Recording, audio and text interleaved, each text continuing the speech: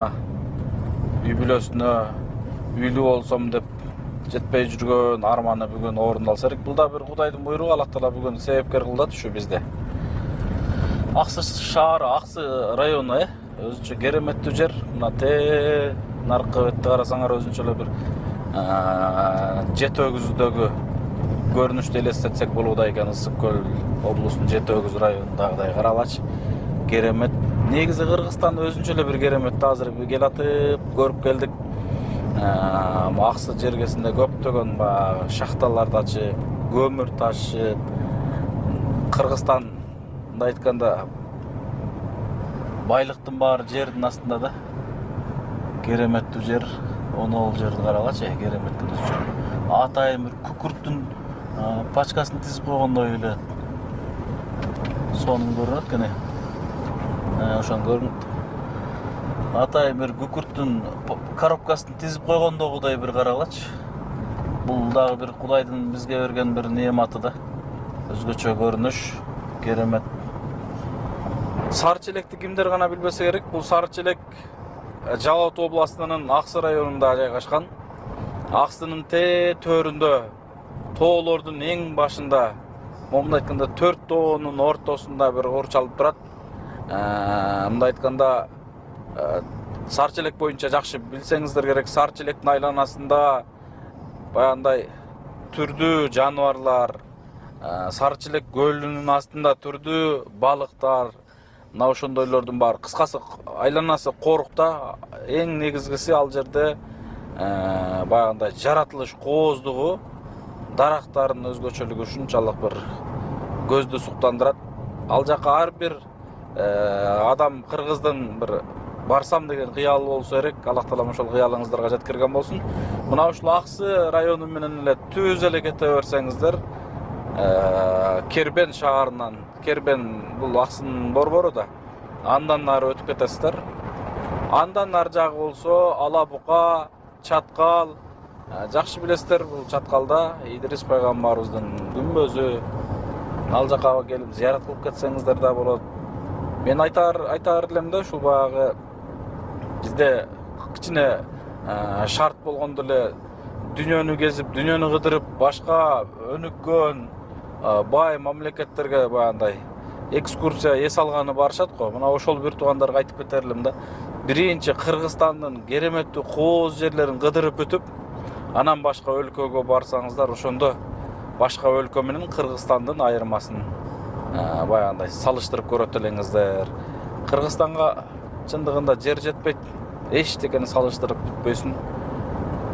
Айлана, аура, жаратылыш, агып аткан көкмөк мелжиреп агып аткан суулар чындыгында керемет жер, карагылачы.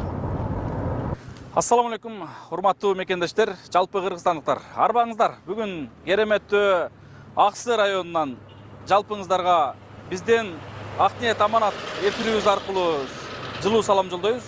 Урматтуу мекендештер, урматтуу эл жакшылары, бүгүн биз Акниет Аманат коомдук кайрымдуулук фонду кереметтүү сонун иш чаранын үстүндөбүз. Албетте, бул иштин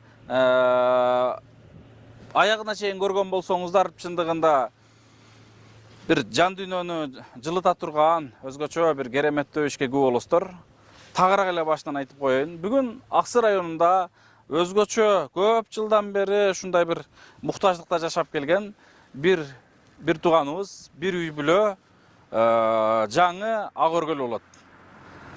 Бул видеодон толугу менен көрүңүздөр жана бул видеону башкалар менен бөлүшүп коюңуздар. Урматтуу мекендештер, урматтуу эл жакшылары, Аксы жергесине буга чейин башка жумуш менен келген болсок, бүгүнкү күнү биз Акниет Аманат коомдук фонду ушул муктаждардан кабар алып, анын арасына чыныгы үйгө муктаж болгон бир тууганыбызды Жалал Абадта салган муктаждар комплексине алып кетип баратабыз. Анда эмесе толук алдыдагы видеодон күбө болосуздар.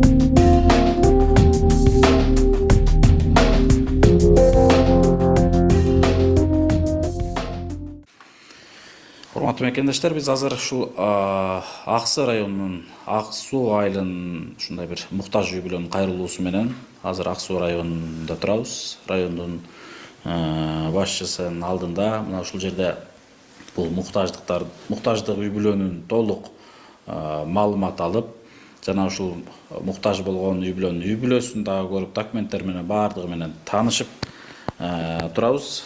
Ассаламу алейкум. Алейкум ассалам. Бул үй бүлө боюнча өзүңүз маалыматыңыз бар да, ушу боюнча бир кыскача бир эмени айтып кетсеңиз, муктаждыгы бул сиз толук далилдеп, тактап, документтердин баардыгын карап чыктыңыз да. Негизинен бул жаран бир ай мурун атайын арыз менен келип бизге кайрылып кеткен. Ушул Ак Суу айылдык кеңешинин депутаты Токтойм деген эже менен чогуу. Бизге келген ар бир арыздардын баардыгын социалдык атайын комиссия түзүлөт. Комиссиянын негизинде муктаждык барбы, жокпу, эмне себептен булар мынтип кайрылып атат деген маселелердин баарын тактап, атайын изилдөө актылар түзүлгөн да. Чындап келгенде абдан муктаж үй бүлө. Себеби азыр Өзбеков Асан Жолдошалиевич 5 бир тууган экен. Атасы эрте каза болуп калган, апасы азыркы учурда карап атыптыр. Бир эркек бир тууган ушу Бишкекте турат экен. Баардык болгон тапкандардын баардыгын буга чейинки аралыкта ошол кишинин дарылоосуна кетирген. Азыркы учурда көп учурларда ошол шаарларга, Бишкекке барып, Жалал-Абадка барып, убактылуу башпайнек кылышып ушул жерден акча табуу маселеси менен эметет экен да. Анан сиздерге чоң рахмат. Бүгүн атайын ушу кайрымдуулук фондунун аркасынан биз дагы ушу официалдуу сиздерге жазганбыз. Ошону четке какпай туура түшүнүү менен кабыл алуу менен ушундай жардам көрсөтүп атасыздар. Баардык нерсе Кудайдан. Кудай сиздерге жакшылыктарды берсин, адай аманчылыктар берсин. Бул дүйнө кайтар дүйнө ошол жакшылыктар баары кайтарылып кайта келсин.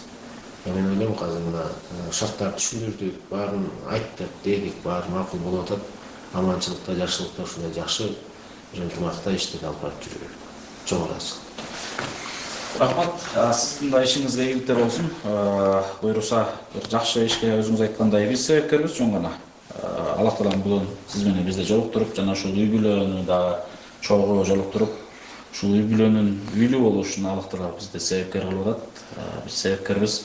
Ушул Жалал-Абадка салган муктаждар комплексинен ушу бир орун болуп калып, ушул үй бүлөгө шарттары туура келип, анан азыркы учурда алып кетели деп келип, алгач сизден толук маалымат алалы.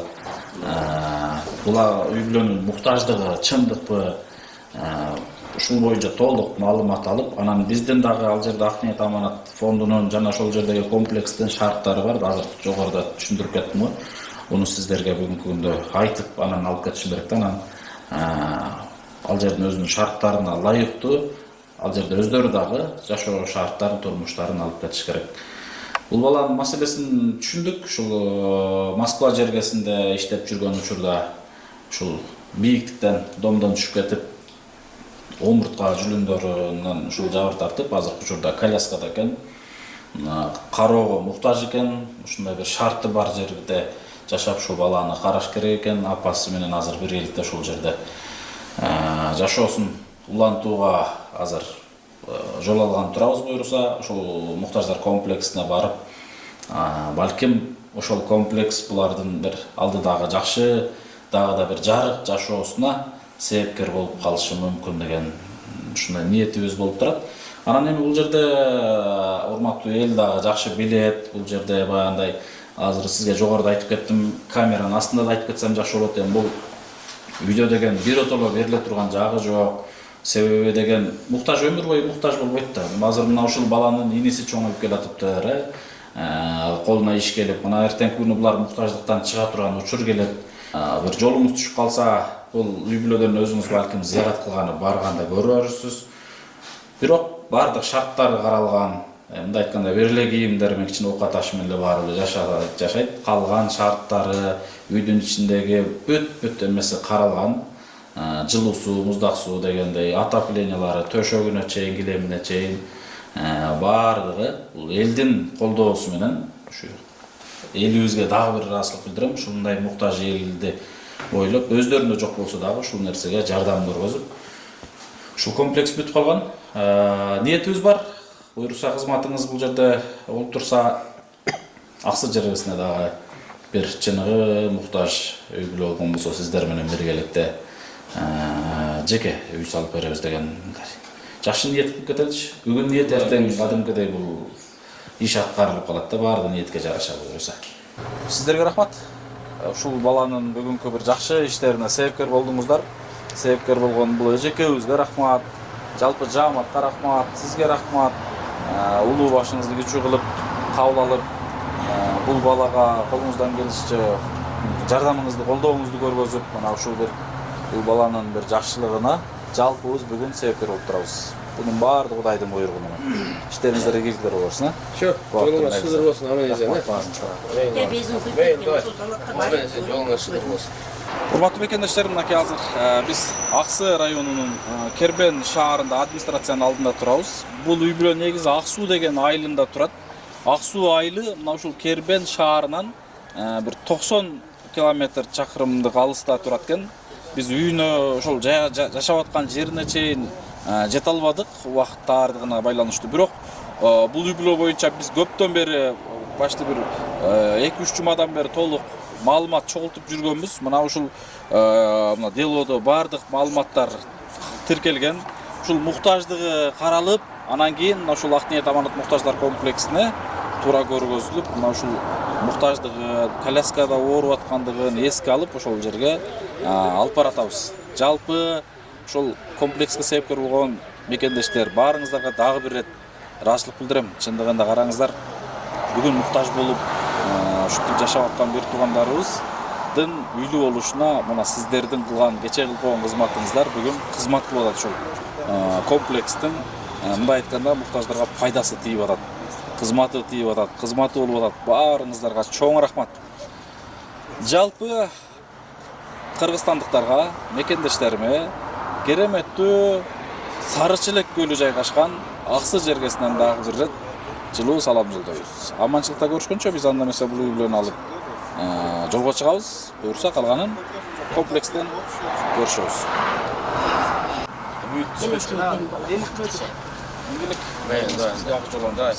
Mayla. Yaxşı. Abdul kuru koydu demek olsun.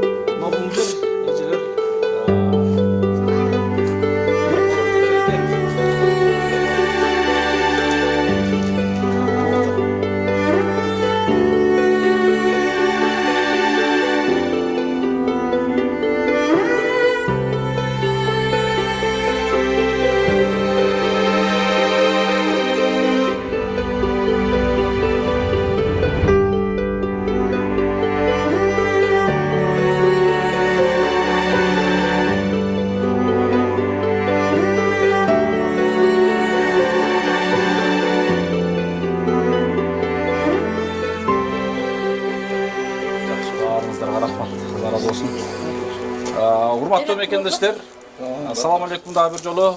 Биз сиздер көптөн көп сурап аткан, көптөн көп күтүп аткан бизден Ак Ниет Аманат муктаждар комплексин баардыгыңыздар жакшы билесиздер. Биз азыркы учурда бул комплекстин экинчисине даярдык көрүп, ушул борборубуз Бишкекке же болбосо экинчи борборубуз Ошко салуунун аракетинде жүрөбүз. Бул муктаждар комплексин сиздер жакшы билесиздер. Былтыр 2021-жылы жаз айларында тапшырылган. Андан кийин ушул жашап аткан тургундар, бул жакта жашап аткан муктаждардын кээ бирлери ушул шарттары, маселелери чечилип, же болбосо бир багандай бул жердин шарты аларга туура келбейби, кыскасы алар өздөрүнүн ыктыяры менен бул жерден чыгып кеткен кээ бир үй бүлөлөрдүн ордуна биз азыркы учурда кайрадан муктаж үй бүлөлөрдү киргизүүнүн аракетиндебиз. Азыр биз ушул Аксы районунун Ак Суу деген айыл өкмөтүндө жайгашкан. Ошол жердин тургуну 95-жылкы ушул 27-ге чыккан, ушул бир тагдырдын, Кудайдын бир оор сыноосунда жүргөн бир тууганыбыз менен аксыдан таанышып, көрүшүп, бул бир туугандарыбыздын бизге кайрылуусун буга чейин эле көрүп чыкканбыз, таанышып чыкканбыз. Анан биз дагы ушул кеңешчү кишилер менен кеңешип, комиссия топ менен кеңешип, макул болуп, анан азыр ушул алып келатабыз. Буюрса азыр комплекстин бир үй бүлөлүк үйүнө Асанды алып келип жайгаштырсак, Асан ушул айрыкча бизде мекенден сыртта мигрант болуп жүргөн бир туугандарыбыз көп. Мисалы мен өзүм деле ушул иштин башы ушул миграциядан башталган. Мына ушул Асан дагы чет өлкөдө үй бүлөсүн багам деп ушул иштин үстүндө жүрүп, ушундай бир бийиктиктен чоң этаждан кулап, мына ушундай бир Кудайдын сыноосунда айласыз бир ушундай бир сыноо экен. Бул дагы бир убактылуу сыноо, албетте Кудайым ушундай жакшы көргөн, сүйгөн пендесине сыноо берет эмеспи. Ошондуктан бул көрүнүштү мындай баары бирибиз туура кабыл алышыбыз керек. Анан мен сиздерге бир нерсени суранам. Бүгүн Асандын үй бүлөсү үчүн сонун кубанычтуу жаңылык, кубанычтуу күн болуп турат. Бирок мына көрөрмандар бир баягындай ашыкча сын пикирге барбасаңыздар деп айтаар элем. Бүгүн бул үй бүлө үчүн, биз үчүн дагы бир сонун кабар болуп турат. Анан ушулга себепкер болгон мына ушул эжекебиз, Аксы районунун жергиликтүү кеңешинин депутаты эжебиз, бул эжекелерибиз, агаларыбыз мына ушул үй бүлөнүн үйлүү болушуна себепкер болуп калсак деп. Эми баягы билесиздер, жергиликтүү кеңештин депутаты жогорку кеңеш депутаты эмес, жергиликтүү кеңештин местный депутаттарга эч кандай зарплата каралган эмес. Бирок ушул үй бүлө үчүн ушулар эң кымбат болгон убактысын бөлүп, ушул үй бүлө үйлүү болуп калса экен деп баягындай эртеден кечке кезерип, бүгүнкү күн эле кызматта эмес, бул үй бүлө үчүн бир топ күндөн бери кызмат кылышып, мына азыр булардын дагы мындай айтканда кыялдары, ниеттери орундалып турат. Сиздерге, жалпыңыздарга чоң рахмат. Мына ушул жерге чейин коштоп Асанды жайгаштырып коелу деп Аксыдан келип отурушат. Сиздерге мен ушул фонддун атынан, жеке өзүм атыман да ыраазычылык билдирем. Чындыгында сиздердей элди ойлогон кызматкерлер болсо, Кудай калса өлкөбүз бат эле, өнүгөт эле. Сиздерге чоң рахмат. Алла разы болсун жалпыңыздар. Анда эмесе жалпыбыз жүрүңүздөр, үйгө кирели, Асанды үй менен тааныштыралы. Канаке, бисмилла.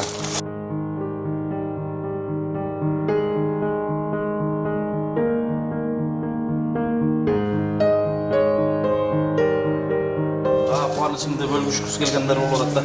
Асан, бул жер боюнча маалыматың барбы? Тиги эже айткан бар болчу. Мындай интернеттен көрүп чыктың, таанышып чыктыңбы? Көрүп Сага туура келдиби? туура эле. Негизи эле мындай шарттары баардыгы жактыбы дегеним. Азыр калганын үйгө кирип көрүп чыгалы. Анда эмесе бул нерсени уялып албетте баягындай үйлөнө элексиң да. Жок. Бойдоксун, түшүнүп атам. Эми Кудай баардыгыбыздын башыбызга ушундай сыноо берет эмеспи? Азыр жырганган киши жок. Туура бүгүн азыр кичине уялып, намыстанып атсаң керек, бирок азыр ден соолугу бүтүн жапжашынакай адамдарга деле Аллах Таалам кимдир бирөөнү себепкер кылып, үйлүү кылып, жана башка кылып, ушундай маселелер болуп атат да. Ошол үчүн бул нерседен эч кандай эме кылба. Буюрса бул жердеги жашоочулар менен биргеликте бүгүн азыр караңгыда кирип кетти. Жарык болгондон кийин калганы менен таанышабыз, көрөбүз. Кошуналар менен таанышасын. Эртең буюрса дагы Баткенден дагы башка үй бүлөлөрдү алып келебиз. Ынтымакта биргеликте жашайсыңар деген ушундай үмүтүм бар. Анда эмесе жүрүңүздөр, мен Асандын үйү менен жалпыңыздарды тааныштырайын. Анан бул жерде урматтуу мекендештер, ушул пандус маселеси толук каралбай калган эле да. Себеби билесиздер, комплекс болуп аткан балда аябай шашылып, ушундай эме болгон. Эми Асандай болгон муктаж үй бүлө кирет деген деле эме болгон, бирок кандайдыр бир ушул эме менен бул жерге пандус маселеси чечилбей калды эле. Бирок Кудай кааласа бул маселени да чечебиз. Кана бисмилла.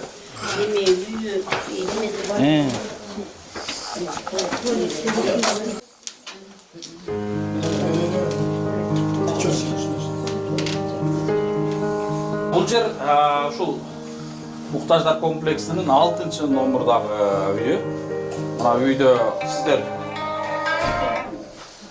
сиздер көрүп тургандагыдай шарттардын баардыгы каралган. Азыр бул жерде бир Şu kiyim kечек кичине оокаты менен эле келип жашай тургандагыдай шарттар каралган. Шүгүрлөр болсун, бирок бунун бардыгына себепкер болгон ушул өзүбүздүн эле кыргыз элибиз, мекендештерибиз, ушул эл жакшылары, бул жер ушул 2 бөлмөлүү үй. Буга чейин интернеттен өзүңүздөр көрсөңүздөр керек, таанышсаңыздар керек. Үйдүн ичинде кыскасы жашоого шарт бар да жекелер. Ооба, жашоого шарт бар. Анан эми сиздердин эмеңиздер кандай, аны өзүңүздөр карап көрөсүздөр баягындай. Биз эми колубуздан келген ушул шарттарды түзүүгө аракет кылдык. Бирок мен ойлойм, чыныгы муктаж үчүн бул өтө жогорку деңгээлдеги шарт болуш керек. Жакшы. Мисалы да, бул нерсени эми кимдир бирөө мындай эле кеңөө деши мүмкүн, кимдир бирөө ушул элеби деши мүмкүн, кимдир бирөө башкача ойлодум эле деши мүмкүн, бирок бул нерсе не только муктаж үчүн, биз үчүн деле чоң мээнетти, эмгектин аркасында ушул нерсе жаралган да.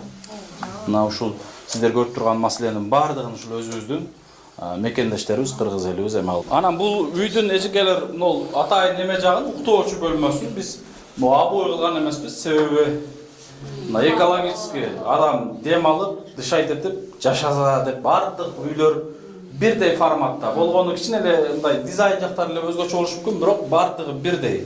Астындагы килемдеринен баштап төшөгүнө чейин, идиш аягына чейин, занавеска пардасына чейин бардыгы бирдей. Ушундай. Эжеке кандай сиздин эмеңиз? Жакшы. Мындай башкача ойлоп келген окшойсуздар чамаса, ойлоруңуздар башкача болду. Жок, мен башкача ойлоп келбедим. Мен ушундай эле көргөм. Урматтуу мекендештер, бул негизи бир соонун кереметтүү үйлөрдө бул нерсе Кудайдын буйругу менен, Аллах Тааланын тандоосу менен канчалаган кайрылуулар бар, бирок ошолордун арасынан тандалып отуруп, бир Кудайдын буйругу менен ушундай болгон бир муктаж үй бүлөлөргө тапшырылып, ушул жерде башпане кылып жашап келатышат да. Мына бүгүн Асан бизде конокто, Асан биздин үйдөн орун алып, буйруса апасы менен ушул жерде жашоосун Кудай калса бүгүндөн баштап ушул жерде баштаганы турат. Бергандарга бир кайрылууңду, эки ооз сөзүңдү, ыраазычылыгыңды айтып кетсең болот. эмне дейт элем, ушул фондду уюштуруушуга ачкан сизге чоң рахмат. Ошону колдоп коштоп жардам берип көмөк көргөзүп аткан эл журтка чоң терең ыраазычылык билдирем. Иштерине ийгилик, кайрылуу болушун, аман болушун, бактылуу болушун. Ошондой эле ушул жерге чейин жетелеп мени ушундай фонд бар деп мени алып келген бияка Өмүралиева Токтоган эжеге чоң терең ыраазычылык билдирем. Ошондой эле айыл депутаттар бар, агаларым, эжелерим, жеңелерим бар. Рахмат чоң ушуларга, иштерине ийгилик. Рахмат. Сен 2021-жылга чейин анда Москвада иштеп жүргөн экенсиң. 2021-ге чейин Москвада иштеп жүргөм. Ушул курулушту интернеттен бир жолу көрүп калдың белең? Жок, мен жакын көрдүм белең. Балким көрбөсөң керек. Бирок көрүп туруп, кээ бир кайдыгер караган бир туугандарга айтып кетерлим да. Урматтуу мекендештер, урматтуу көрүүчүлөр, бул караңыздар, бүгүн Асандын башына ушундай бир Кудайым ушундай бир сыноо салып, ушул жерге келип, мындай бул жаман көрүнүш эмес, жакшы көрүнүш, Алла Тааланын буйругу менен ушул жерге келип турат да. Ошон үчүн мен сиздерге, кээ бир көрүүчүлөргө айтып кетерлим да. Мына кече күнү сиздер ушул комплекс 2019-жылы башталган, 20 жылы бүткөн, 2 жыл бою чоң бул жерде ушундай бир стройка жүрдү, курулуш иштери болуп атты. Ошол учурларда кээ бир мындай кайдыгер карап, шарты бар инсандар деле бир мындай кайдыгерлик карап койгон бир туугандарга айтып кетерлим. Бул Кудайдын ушундай буйругу ар бир адамга ар кандай сыноо берет эмеспи? Асанды Аллах Таалам ушундай жакшы көрүп, Алла Тааланын сүйүктүү пендесине айланып, мына ушундай сыноодо болуп турат. Кудай калса бул сыноолор дагы артта калган күндөр келет. Жакшы болосуң, бутка турасың, эч кандай кыжалат болбо. Жакшы күндөрдүн баардыгы алды да. Баягындай ичимден аябай кубанып турам. Сенин шартыңды түшүнүп туруп, мен мындай сенин ордуңа өзүмдүн ордума коюп, аябай бир четинен кейип турсам, бир четинен мындай кубанып, айтарга сөзүмдү таппай турам. Негизинен тынччылык берсин. Кудайым сага ден соолук берсин. Ушул үйдөн Кудайым сага ден соолук берип, бутуңа туруп басып кеткен күндө Кудайым насип кылсынчы иншалла. Ооба, ушул жакындарың, жердештериң, мына ушул эжелериң, сени коштоп келген бир туугандарды чакырып, мен мына бутка турдум, бастым, келиңиздер деп, ушул жерде бир жакшылык күндөр болсо экен деп ниет кылалы. Менин тилегим, ниетим эле ошол буйруса. Бүгүн мынакей Асан, Роза силерге кошулуп биз да кубанычтуу отурабыз. Ушу коомдун жетекчиси сизге да аябай чоң ыраазычылык билдиребиз. Ушу жергиликтүү кеңештин атынан, ушу Ак Суу айылынын элинин атынан, ошондой эле Аксы районунун атынан ушундай адамдарга жасаган ушу кайрымдуулугуңуз өзүңүзгө миң эсе ийгилик болуп кайта берсин. Аллахым ыраазы болсун сиздин ушундай жумуштарыңызга. Анан Асан, уулум, мен бүгүн көрүп туруп аябай кубанып атам. Сенин эркиң күчтүү экен. Жана үйүңдөгү тренажерлорун көрүп да аябай таң калдым. Значит, сенде аракет бар, аракет болгон жерде сөзсүз результат болот. Эч качан мындай эме болбо. Мынакей баардыгы жакшы болот келечекте. Мындай постоянно кыйналганда менден дагы артта, менден дагы слабый жашаган адамдар бар. Мен күчтүүмүн деген сезим менен ар дайым ушу алдыда жүрө бер. Апаң мен жана айтып өттүм, кичинекейиңен ушу силерди кандай чоңойтконун көргөм. Апаң да мектепте аябай жакшы окучучу. Силер деле мектепте аябай жакшы бүттүңөр. Келечегиң алдыда. Эч качан чөкпөй. Мынакей канчалаган азыр өлкөбүздө мүмкүнчүлүгү чектелгендер аябай көп, бирок баардыгы тең ийгиликке жетишем, эртеңки күн бүгүнкүдөн жакшы болот деген үмүттө жашап атышат. Сен ошолордун эң алдыңкы кысалындасың деп ойлойм. Келечегиң астыда ушул үйдөн ийгиликтерге жетишип, мындан ары дагы ушул коомдун арты менен чоң-чоң мындан дагы жогорку жетишимдиктер жетише. Токтогон эже, сизге да рахмат. Ушул коомду таап, ушул бизге ушундай информацияны берип, биякта үй бүлөгө берип, рахмат чоң сизге да. Мындан башка дагы жана сизге аким айтып кеткен эженин да аябай эмгеги зор элге. Эже дагы ушу миграцияда кыйналгандарга аябай көп жардам берип жүрөт. Рахмат экөөңүздөргө тең. Ар дайым элдин керегине жараган ушундай кыргызыбызда ушундай сиздердей инсандарыбыз көбөйө берсин. Рахмат чоң.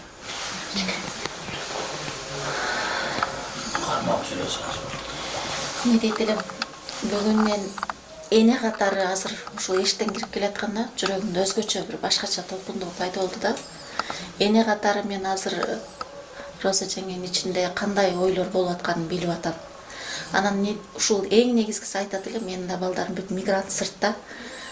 Ушул үйлөрдүн ар бир ташынын түптөрүнө салым кошкон биздин кыргыздын чыгаан жигиттери, айымдары, келиндери бардыгына Алла Таалам өмүр берсин, ден соолук берсин.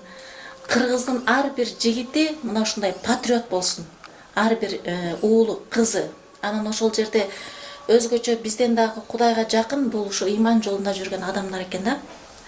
Ыйман жолунда жүрүп мына кайрымдуулук жасап аткан Медербек мырза, сизге терең ыраазычылык. Мына эл керегине жарап канча деген жумуштарды аткарып атасыз. Бүгүн бир эле биз эмес, менимче азыр ушул нерсени көрүп отурган ар бир эненин, ар бир адамдын жүрөгүндө өзгөчө толкундоо бар да. Мен эмне дейт элем, эң биринчи ишиңизге ийгилик. Ошо Кудай деп жүргөн адам экес, эч кургалбашыңызды Кудай өзү деле кургойбой, сизди экеселеп кайтарат буйруса бул нерселердин бардыгын. Ден соолук берсин, сиздин да үй бүлөңүзгө бактылуулук, ар дайым аманчылыкта болуңуз. Дайыма ушу эл керегине жараган биздин Кыргызда төбөсү көрүнгөн бир мыкты мырзалардан болушуңузга мен чын жүрөктөн тилектешмин. Асанбек уулум, сада колоюн. Сен күчтүү баласың. Сен мыкты жигитсиң. Буйрса бул сыноону жеңип өтөсүң. Биз сага ишенебиз. Буйрса эмдиги жылуу, сомдугу жылуу биз ушул жерден сенин туруп, ушул жерден бир пияла чайыңды өзүң чуркап жүрүп кылып жасап, анан кийин ушул жерден кетишиңе биз чын жүрөктөн тилектешпиз. Буйрса, анан бүгүнкү күнгө эң негизги себепкер биздин сакадай бою сары алтын эжекебиз Токтокан Өмүралиев эже. Эже, сизге чоң рахмат. Бир эле Ак Суу үчүн эмес, жалпы эле Кыргызстандын эл үчүн бир жакшы эле жумуш жасап атасыз эже. Ар бир ишиңизди биз билебиз, эмне жумуштарды жасап атканыңызды. Ишиңизге ийгилик, дайым кайратыңыздан талбаңыз. Мен ойлойм, сиздин дагы жасай турган жумуштарыңыз мындан ары да көп. Ишиңизге ар дайым ийгиликтер болсун. Роза жеңе, сиз бүгүн бактылуусуз. Сизди деген көрдүңүзбү, канча адам колдоп келдик. Демек сиз Ак Суу айылында кадыры барктуу энесиз. Сиз эч башыңызды ылдый салып, көзүңүздү жашылдатпаңыз. Сиз жалгыз эмессиз. Сиз менен жалпы Ак Суу эли. Ден соолук каалайм. Ар убакта азашка күч, дем болуңуз. Жалпы Медербек мырза өзгөчө сизге терең ыраазычылык. Ишиңиздерге ийгилик токтогонче бар болуңуздар. Урматтуу кыргыз элим, ар кандай кыйынчылыктар болот, ар кандай тоскоолдуктар болот. Россияда жүргөн мигранттар ушундай фонддорду колдоп, ушундай Медер мырзага окшогондордун фонддорун колдоп, кыргыз элимдин келечегине ар бир мигранттын тагдырында кандай нерселер болуп кетет, ар бир иштеген мээнетиңерден бир сом болсо дагы салып, ушу эч качан унутпаңыздар. Келечекте ушундай бир муундарга андайдын бети аргызын. Бирок кыргыздарда оор сыноолор бар. Аллах бүгүн барбыз, эртең жокпуз. Бирок кандай сыноо болсо дагы бардыгына жардам бергенге кыргыз эли, Кыргызстанда жашаган, чет өлкөдө жашаган бардык кыргыз эл биримдикте ушундай эмелерди жакшы колдосок силерге суранып кетет элем. Ошондой эле ушул бала Москвада иштеп жүрүп, стройкадан кулап кетти, кокустук болуп, мигрант дегенден уже барыңыздар түшүнсөңөр болот. Себеби мен бул кишиге каяктан жолугуп калдым. Мен айылдык кеңешинин депутатымын, айылдар кеңешинин төрайыммын. Айылда жүргөндө пенсия чыгарып берейин деп апасы мага кайрылып калды. Мен пенсия чыгарам ошол Россиядан. Анан буга пенсия чыгарып берейин деп барсам, ортурмушун көрүп, чындан эле буну ушундай жерлерге алып келсек, спонсорлор чыгып, жакшы ийгиликтерге жетишип, керек болсо 3 жылда эмес 1 жылда басып кете турган кылайын деп жакшы ниет менен алып келдик. Биз үйдү жашап калат, бурутура калып калат деген ниетте эмес. Биз жакшы бала басып кеткенге күчтөнүп, ишенип, кубанып, Аллах жолунан суранып келдик. Ушунча адам оары болуп 1 айдан бери басып кетет деген жакшы тилекте келдик. Баарыңыздарды ийгилик каалап, баарыңыздарга Медер айрыкча силерге рахмат чоң. Ден соолукта болсун. Ушундай ийгиликтерге жетиш. Бала чакаң дагы сенин жолуңду жолдоп, жакшы жубай жолугуп, бала чакаң сенин жолуңду жолдоп, ушундай иштерди жасасын. Биз кыргыз эли сага окшогондордон үмүт кылабыз. Үмүткөр пенде, Аллах сени 1000 марта сен элдерге жакшылык кылсаң, Аллах сага 2 барабар кайтарсын. Урматтуу мекендештер, жыйынтыктоочу сөздү мен ушул Асандын апасына берейин. Мына азыр чындыгында мындай айтканда жүрөктү аралаган бир чучуга жете турган сөздөрдү эжелерибиз айтып кетти. Албетте, бул эжебиз айткандай, бул үйдүн түптөлүп калышына 1000 деген адамдар себепкер да.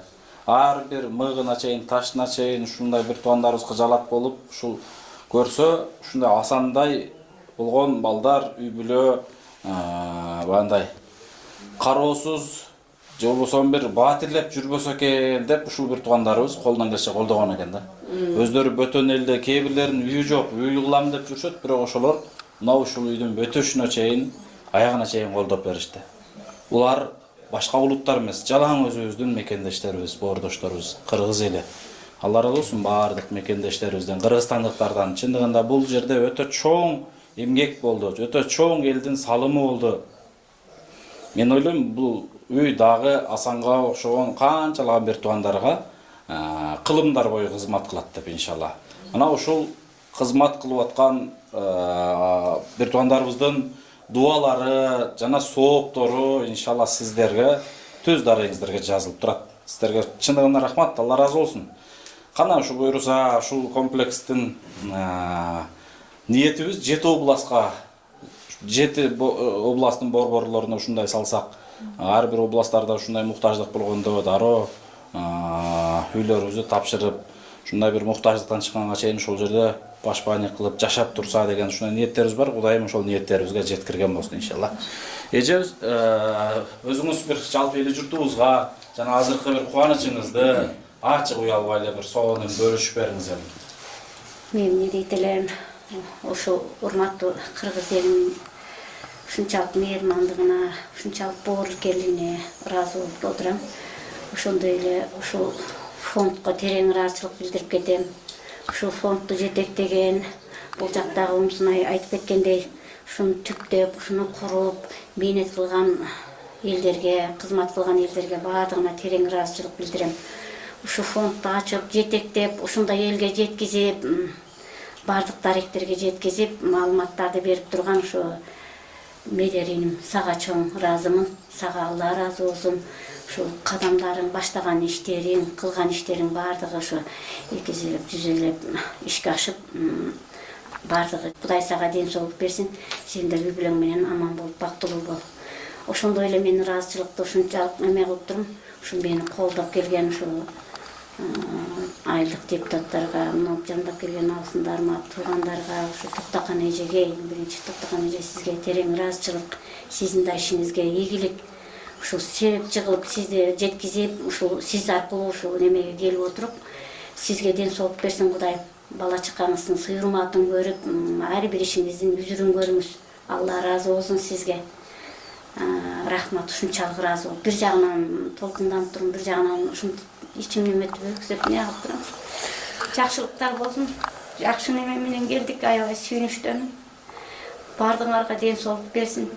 Бардыңар үй бүлөңөр менен аман болсун.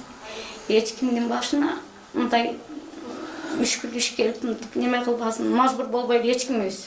Бардыгыбыз жакшылыктарды көрүшөлү. Силер айткандай Кудай кааласа, ушу Асанбектин аягынан туруп азыр ушул жерден силерге ысык чайын берип, ыраазычылыгын айткан күндөр келсин. Ушу Кудай кааласа тойлор болсун. Эч кимдин башына, эч кимдин үй бүлөсүнө мындай немени каалабайм да, баардыгы аманчылык, жакшылыктар менен жүрсүн. Ушу коштоп келген, кылган иштериңерге ыраазы болгула, баардыгы иши кылып, ден соолукта болуп, жакшы күндөрдө көрүшөлү. Рахмат. Мен силерге аябай терең ыраазымын. Ыйлабаңыз эжеке. Ыйлабаңыз. Бул да бир айттым го жогоруда, Кудайдын сыноосу. Аллах Таалам бүгүн мына сиздерге өзгөчө соонун бир белегин тартуулап турат. Биз да жоңгон Аллах Таалам себепкер кылып, мына ушундай бир соонун мындай айтканда үйлүү болушуңуздарга жалпы эли журтубузду себепкер кылып турат. Үй кут болсун. Үйүңүздөрдө ушундай жалаң гана жакшылыктар болсун. Буюрса Асанбек басып кеткен күндөрдү Кудай насип кылган болсун. Ушул балаңыздын сый-урматын көрүңүз, жакшылыктарды көрүңүз, эч качан жамандык болбосун. Балаңыз дагы элдик уулдардан болуп, ушул элге кызмат кылган, көптөгөн бир туугандарыбызга үлгү калтырган бир өзгөчө балдардан болсун. Асанбек, ден соолук сага. Кудайым ден соолук берсин. Көп жаша, бар бол, Кыргыздын салты менен чачылады. Биздер жакшы салт бар кыргызда. Машалла. Ар беттерге келгенде жакшы ниет менен кирип чачалашат. Машалла. Бизде ушул ырымды кыргыздын салтын карасак, унутпаган эмеде мындай кичине эметкендик. Мынакей урматтуу мекендештер, өзгөчө албетте муктаждар комплексинин бир кереметтүү ушундай момундай айтканда Асанбектин жакшылыгына күбө болуп турабыз. Асанбектин үй бүлөсүнүн жакшылыгына күбө болуп турабыз. Албетте бул үйлөрдө жакшылыктар болсун. Бул Асанбектин ак өргөсү куттуу болсун. Ушул үйлөрдө жакшылыктар гана болсун. Жалпы себепкер болгон мекендештер, бир туугандар, баарыңыздарга терең ыраазычылык. Карагылачы кандай гана апалардын жүрөктөр алаган, жүлүндө аралаган ушундай бир өзгөчө сөздөрүн угуп, аябай бир сиздердин кечеги кылган кызматыңыздарга ошончолук ыраазы болдум. Мындан дагы бул ишиңиздерди уланта бериңиздер, жакшылыктар алдыда, жакшы күндөргө себепкер болор эле, аманчылыктарда көрүшкөнчө, достор, туугандар, буйруса мен ойлойм Асанбектин жакшы күндөрү баардыгы алдыда. Биз карап турбайбыз, дагы да алдыда жакшылык күндөрүнө бул менен эле токтоп калбастан, сенин басып кетүүңө дагы себепкер болгону биз аракет кылабыз иншалла. Рахмат. Аманчылыктарда көрүшкөнчө, эже сизге дагы чоң рахмат. Баарыңыздарга чоң рахмат. Силерге терең Рахмат. чын жүрөктөн рахмат. Рахмат баарыңыздарга. Эми ушунча силерге алып келдик, басып кетет деген сизге ишенебиз. Рахмат. Кудайым буйруса, кеңизден бир жакшы доо бериңиз. Майда, Асан, эжанаман басып кет. Медер сага рахмат, чоң. Алла разы болсун. Роза, эч качан кайгырба. Баары жакшы болот. Бул сыноодон Кудай кааласа баарыбыз ийгиликтүү жакшы өтөбүз. Мындан оор сыноолор болгон. Мындан жаман адамдар бар. Аллага миң марта шүгүр, ушугам шүгүр кылайлы. Ден соолукта ушул жылуу жакшы Медердин жакшы үйүндө мына азыр эми Медердик болбой калды. Эми Асандын жакшы үйүндө, куттуу берекелүү үйдө келечекте биз ушул жерден кой союп жеп, Асанды жетелеп чыгып кетейик. Ушундай өзгөчө сиз айткандагыдай бир кой союп тосуп алсак болот эле, бирок мен азыр Россиядан келатканым үчүн жетишпей калдым. Буюрса жакшы күндөр алдыда. Анан мен дагы кыргыз элине кайрылып кетем. Урматтуу кыргыз элим, ушул Медерге жана спонсор болуп аткандарга, мигранттар, чет өлкөдөгү, кыргыз элиндеги мен деп кыргыз болуп жаралган туугандардын баардыгына кайрылып кетем да. Эч качан ушул фондко эч комментарий, жаман комментарий жазбай, колдон келишинде колдоп, кубаттап, дух берип, колдон тапканыңарды 1 сом болобу, 10 сом болобу баардыгын салып, келечекте да келечек муундарга ушундай жардам берсеңиздер. Ошо менен эле мендерге канча көбүрөөк кайрылсаңыздар, биз дагы үмүт кылабыз силерден. Чтобы муну реабилитацияга, өйдөлдүгүнө баардыгына жардам бергенге үмүт кылабыз. Аксы эли өзү кыйын болот. Бирок биз аксы эли силерден үмүт кылабыз. Чоң үмүтүбүз бар. Жумала бастырып берет. Рахмат. Сол нерсе айтты. Конфеттен кана алыңыздар. Мен алдым. Алыңыздар. Эже алыңыз. Чарчылардан алыңыздар.